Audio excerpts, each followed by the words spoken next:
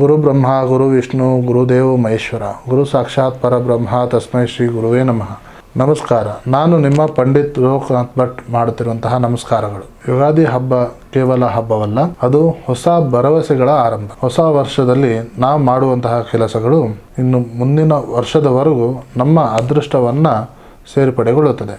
ಯುಗಾದಿ ಹಬ್ಬದಂದು ಮಹಾಲಕ್ಷ್ಮಿಯನ್ನ ಪ್ರಸನ್ನಗೊಳಿಸಲು ನಾನು ಹೇಳುವಂತಹ ಪ್ರಮುಖ ಕೆಲಸಗಳನ್ನು ಮಾಡಿ. ಹಾಗಾದರೆ ಆ ಒಂದು ಕೆಲಸ ಯಾವುದು ಅಂತ ಹೇಳಿ ಈ ವಿಡಿಯೋದಲ್ಲಿ ನಾನು ತಿಳಿಸ್ಕೊಡ್ತೇನೆ.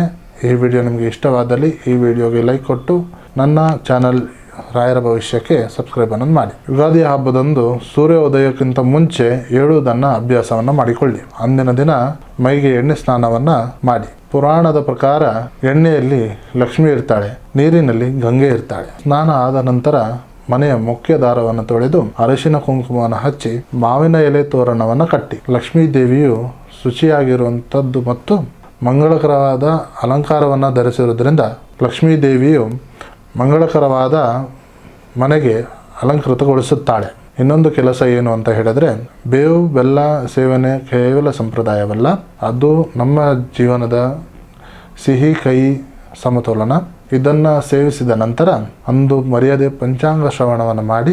ಇನ್ನೊಂದು ಕೆಲಸ ಏನು ಅಂತ ಹೇಳಿದರೆ, ಸಂಜೆ ಗೋಧೂಳಿ ಮುಹೂರ್ತದಲ್ಲಿ ಅಂದರೆ ಸೂರ್ಯಾಸ್ತದ ಸಮಯದಲ್ಲಿ ಮನೆಯ ದೇವರ ಕೋಣೆಯಲ್ಲಿ ಲಕ್ಷ್ಮೀ ದೇವಿಯ ಮುಂದೆ ತುಪ್ಪದ ದೀಪವನ್ನು ಅಂಟಿಸಿ ದೀಪದ ಕೆಳಗಡೆ ಅಕ್ಕಿಯನ್ನು ಇಟ್ಟು ಅದರ ಮೇಲೆ ದೀಪವನ್ನು ಇಟ್ಟಿ. ಈ ಸಮಯದಲ್ಲಿ ಮಹಾಲಕ್ಷ್ಮಿಯ ಅಷ್ಟಕವನ್ನು ಸಿದ್ಧಪಡಿಸೋದು ಒಳ್ಳೆಯದು. ಮನೆಯ ಆರ್ಥಿಕ ಸಂಕಷ್ಟಗಳು ದೂರವಾಗುತ್ತದೆ. ಹಣದ ಬಾಕ್ಸ್ ಆಗಿರ್ಬೋದು, ಬೀರ್ ಆಗಿರ್ಬೋದು, ಅಲ್ಲಿ ಅರಿಶಿನ ಕುಂಕುಮವನ್ನು ಹಚ್ಚೋದನ್ನು ಮರಿಬೇಡಿ. ಈ ವರ್ಷ ಯುಗಾದಿ ಗುರುವಾರ ಬಂದಿರೋದ್ರಿಂದ ಹಳದಿ ಬಣ್ಣದ ಬಟ್ಟೆಯನ್ನು ಧರಿಸಿ ಮನೆಯವರ ಹಿರಿಯರ ಪಾದಕ್ಕೆ ಮುಟ್ಟಿ ನಮಸ್ಕಾರ ಮಾಡಿ ಅವರ ಆಶೀರ್ವಾದವನ್ನು ಪಡೆಯಿರಿ.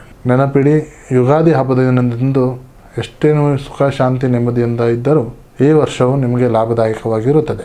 ನಿಮ್ಮೆಲ್ಲರಿಗೂ ಈ ಪರಾಭವ ನಾಮ ಸಂವತ್ಸರವು ನಿಮಗೆ ಸುಖ ಶಾಂತಿ ನೆಮ್ಮದಿಯನ್ನು ತರಲಿ ಅಂತ ಆಶಿಸುತ್ತೇನೆ. ಎಲ್ಲರಿಗೂ ಯುಗಾದಿ ಹಬ್ಬದ ಆರ್ಥಿಕ ಶುಭಾಶಯಗಳು.